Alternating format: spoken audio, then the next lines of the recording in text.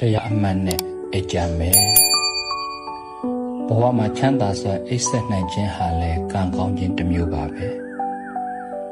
တချို့ကညဘက်အိပ်မရတာအိပ်မပြောတာတွေရှိတတ်တယ်ဒီလောကဒကမာကြီးတယောက်ကရှောက်ဖူးတယ်ဖုံဖရာတဲ့တပည့်တော်ညအိပ်မရဖြစ်နေပါတယ်ဖရာအဲ့ဒါဘာလို့ရမလဲဖရာဆိုပြီးတော့ဘုံထံကိုရှောက်တော့ဘုံကဒကမာကြီးရေအိပ်မရတာစိတ်မချလို့ပါပဲအိပ်ပျော်ခြင်းစိတ်အတော်ပြင်းမှရမယ်နော်လို့ပြန်ပြောရင်တရားအမှန်နဲ့အိပ်ကြည့်ဖို့နိပေးဖြစ်တယ်ပေါ့တကယ်တော့အတော်များများလူတော်များများအိပ်ရတဲ့ရောက်ရင်အိပ်မရကြတာစိတ်မချလို့ပါပဲစိတ်မချတဲ့အတွေးတွေကြောင့်ပါပဲဟိုဟာလဲစိတ်မချဒါလဲစိတ်မချဟိုလူအတွက်လဲစိတ်မချဒီလူအတွက်လဲစိတ်မချစတဲ့အတွေးတွေကလူကိုအိပ်မရအောင်လုပ်နေတာပါပဲအိပ်ပျော်ခြင်းတော့စိတ်တော်ပြင်းမှာပေါ့စိတ်ပြင်းတယ်ဆိုတာကိုယ်စိတ်ကိုတတိကတ်ထားပါပဲကိုယ်စိတ်မှာအတွေးတွေမဝင်အောင်အမှတ်လေးနဲ့အိပ်တဲ့သဘောပါပဲအိပ်မပြောတဲ့သူတွေအတွက်အကောင်းဆုံးအိပ်စေကတော့တရားအမှတ်နဲ့အိပ်တာအကောင်းဆုံးပါပဲ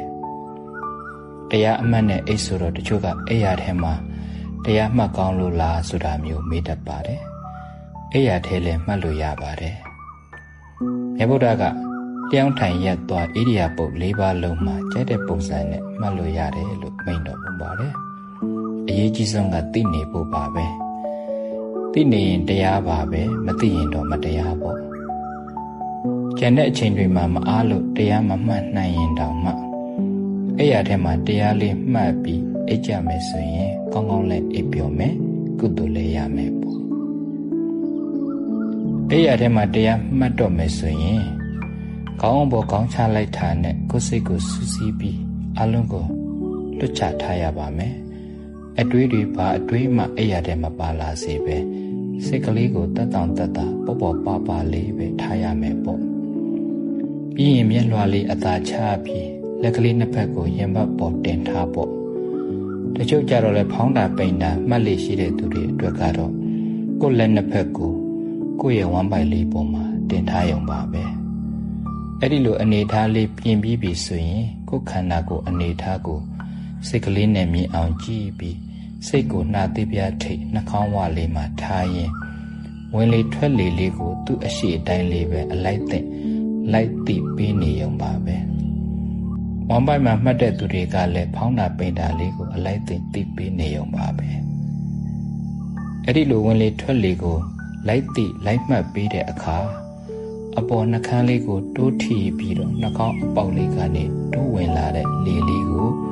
နှာသီးပြားထိတ်ကလေးကပဲစိတ်ကနေတတိကပ်ပြီးသိမှတ်ပေးနေရပါမယ်ဝင်လာတဲ့လေလေးဆုံးသွားတဲ့အထိပေါ့လေကြောနောက်ကိုလိုက်ပြီးဝမ်းပိုက်တဲ့အထိလိုက်မှတ်နေဖို့မလိုပါဘူးနှာသီးပြားထိတ်ကလေးကပဲဝင်လာတဲ့လေဆုံးသွားတဲ့အထိသိပေးနေုံပါပဲဝင်လေလေးဆုံးတာနဲ့ထွက်လေလေးကတခါပြန်တိုးပြီးထွက်လာမယ်တိုးထွက်လာတဲ့လေကိုလည်းအဲ့ဒီနှာသီးပြားထိတ်ကလေးကပဲစိတ်ကလေးကလိုက်ကြည့်လိုက်သိပေးနေုံပါပဲထွက်လေဆုံးတဲ့အထိပေါ့အဲ့ဒီဤအတိုင်းဝင်လေထွက်လေကိုမပင်မပန်းပေါ့ပေါ့ပါပါသူ့အရှိအတိုင်းလေးပဲလိုက်သိပေးနေရင်ကိုယ်စိတ်ကလေးကငြိမ်နေပြီးဘာအတွေးမှလည်းမဝင်တော့ဘူးလောဘဒေါသမောဟစတဲ့ကိလေသာတွေလည်းမပေါ်တော့ဘူးပေါ့စပြီးလေ့ကျင့်ခါစားကတော့စိတ်ကလွတ်နေအောင်ပါပဲမှတ်ဖို့ခက်နေအောင်ပါပဲလွတ်သွားလိုက်ပြန်မှတ်လိုက်လွတ်သွားလိုက်ပြန်မှတ်လိုက်အဲ့ဒီလိုအကျဉ်းချင်းလေ့ကျင့်ပေးရင်တတိအားကောင်းပြီးတမာတိတွေရှိလာမယ်တမာတိရှိလာရင်တမာတိရလာရင်စိတ်ကငြိမ်လာမယ်စိတ်ငြိမ်လာရင်အလိုလိုအိပ်ပျော်လာလိမ့်မယ်ပေါ့အဲ့ဒီလိုနီးနဲ့အိပ်မပျော်မချင်းလေ့ကျင့်ပေးရင်အိပ်မရတဲ့ညဆိုတာမရှိနိုင်တော့ပါဘူးအိပ်ပျော်သွားလို့တရေတမောပြန်နိုးလာရင်လဲနိုးတာနဲ့တပြိုင်နက်စိတ်ကဝင်လေထွက်လေပြန်မှတ်တဲ့အလေးကျင့်လေးလုပ်ပေးရင်ကောင်းကောင်းလေးပြန်အိပ်ပျော်သွားမှာပဲပေါ့အဓိကကအလေးကျင့်များများလုပ်ထားဖို့ပါပဲဟိုးလို့ဆိုရင်ဇာတင်သားဘဝအသက်20ကျော်အရွယ်ကတည်းကအဲ့ဒီအလေးကျင့်လေးနဲ့အိပ်ရတဲ့ဝင်တဲ့အခါဝင်လာတာပေါ့အခုဆိုရင်ကောင်းအောင်ပေါ်ကောင်းချလိုက်တာနဲ့ စိတ်ကအလိုလိုနှာသေးပြထိကိုရောက်ပြီးအသက်ရှူတာလေးကိုတိမှတ်နေတော့တာပါပဲမှန်သောစကားပါဘုံဘုံရဲ့ဘဝမှာအိပ်မရတဲ့ညဆိုတာမရှိခဲ့ပါဘူး